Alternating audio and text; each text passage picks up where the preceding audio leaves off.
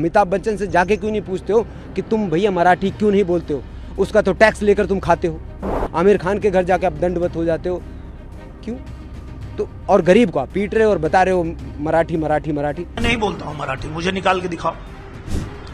तो ये गंदी राजनीति नहीं करनी चाहिए, मेरा ये कहना है। महाराष्ट्र में पिछले कुछ दिनों से हिंदी बनाम मराठी का मुद्दा चल रहा है। राज ठाकरे की पार्टी महाराष्ट्र नवनिर्माण सेना के कार्यकर्ता उन लोगों की पिटाई कर रहे हैं जो लोग मराठी में बात करना नहीं जानते हैं या फिर बात नहीं करना चाहते हैं। सोशल मीडिया पर ऐसे वीडियोस भरे पड़े हुए हैं, लेकिन इसी कड़ी में कुछ लोग राज ठाकरे की पार्टी को चुनौती देने का काम कर रहे हैं। इस वीडियो में हम आपको बताएंगे कि किस तरह से राज ठाकरे की पार्टी को चुनौती देने का काम भोजपुरी एक्टर दिनेश लाल यादव यानी कि निरहुआ ने किया है, और साथ ही साथ कैसे एक एक्स एनएसजी कमांडो ने ये बताया है कि राज ठाकरे और उद्धव ठाकरे की ये जो पार्टी है ये तुच्छी राजनीति कर रहे हैं। और जब महाराष्ट्र और मुंबई को बचाने का वक्त आया था 26/11 आतंकी हमले में, तो उस वक्त जो एनएसजी कमांडो आए हुए थे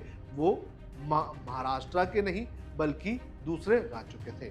चलिए हम आपको ये बयान भी सुनाएंगे और बताएंगे कि इन लोगों ने किस तरह से राज ठाकरे और उद्धव ठाकरे को आड़े हाथ देने का काम किया है। नमस्कार, आप देख रहे हैं लोकमत हिंदी, मेरा नाम है सोनू कनौजिया।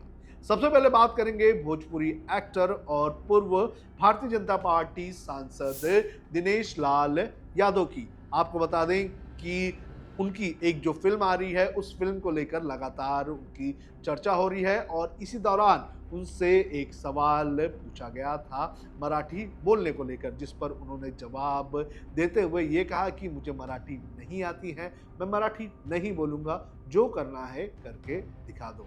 मुझे लगता है ये जो लोग भी करते हैं वो गंदी राजनीति, और ऐसा कहीं भी नहीं होना चाहिए, देश के किसी भी हिस्से में नहीं होना चाहिए।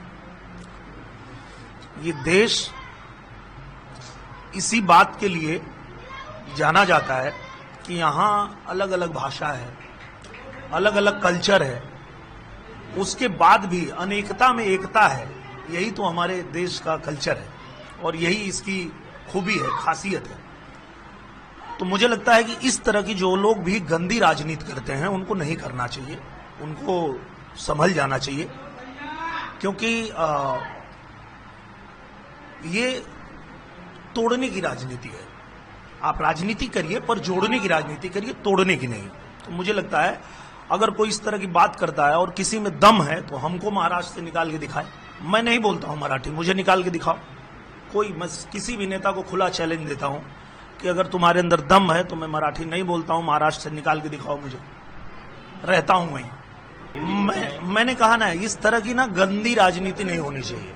मैं खुद भी एक पॉलिटिशियन भी हूं, कलाकार भी हूं, पर मैं मानता हूं कि राजनीति कभी भी लोगों के भले के लिए होनी चाहिए, देश के भले के लिए होनी चाहिए।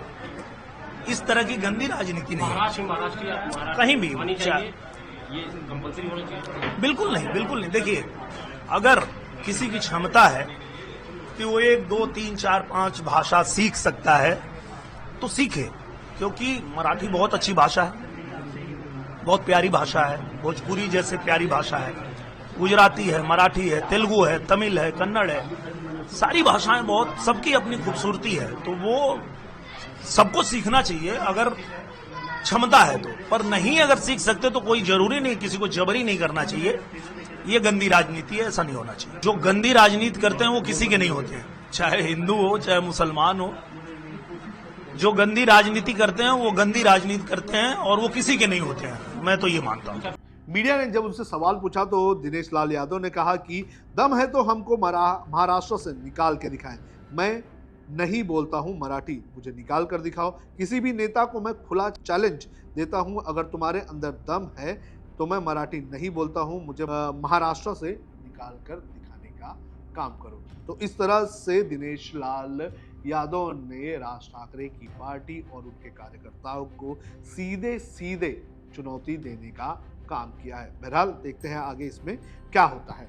अब बात करते हैं एक ex NSG commando Praveen Tewatia का, जिन्होंने एएनआई से बात करते हुए राज ठाकरे और उद्धव ठाकरे की भाष्य वाले राजनीति पर सवाल उठाया है।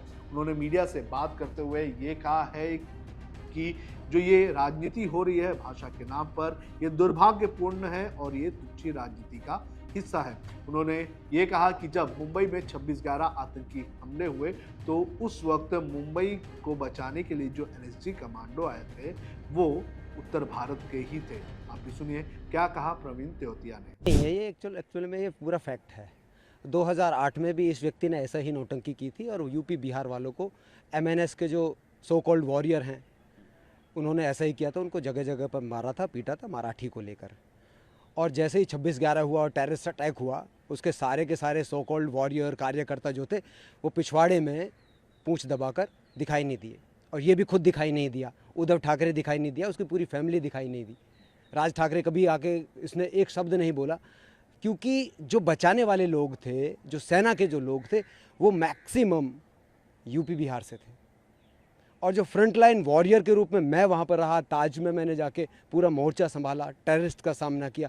मैं खुद यूपी से हूँ और चौधरी साहब के गांव से हूँ। 5वें प्रधानमंत्री जो रहे वो मेरे गांव से हैं, उसी गोत्र से मैं हूँ। तो राजनीति हमको मत सिखाओ, राजनीति को बिल्कुल अलग रखो और भाषा को बिल्कुल अलग रखो। हमें भी प्राउड फील होता है, मराठी एक भाषा है, हमें खुद उसके ऊपर प्राउड है, बट उसका राजनीतिकरण ना करें। राजनीतिकरण बिल्कुल गलत है। अगर आपको राजनीति करनी है ना तो काम को लेकर के ना, विकास को लेकर करें, जॉब को लेकर करें। आप जॉब क्रिएट करो। कितनी जॉब आपने क्रिएट की हैं? आपने कितने विकास के कार्य किए हैं? मुझे एक भी बता दो। पूरा का पूरा जो एमएनएस ने आज तक कोई भी विकास का कार्य किया हो बता दो। राज ठाकरे ने कुछ भी, पूरी लिस्ट मुझे दे दो, मैं पूरी लिस्ट उसकी दिखा सकता हूँ। आज तक एक भी काम उसने देश के लिए नहीं किया है। सिर्फ और सिर्फ पार्टी और अपना अपना उसने किया है, अपना और अपना परिवार। और क्यों एक साथ आए हैं, इसके पीछे भी पूरा का पूरा एक रीज़न है कि अब लोगों को फिर से मूर्ख बनाना है, मराठू मानुस करके।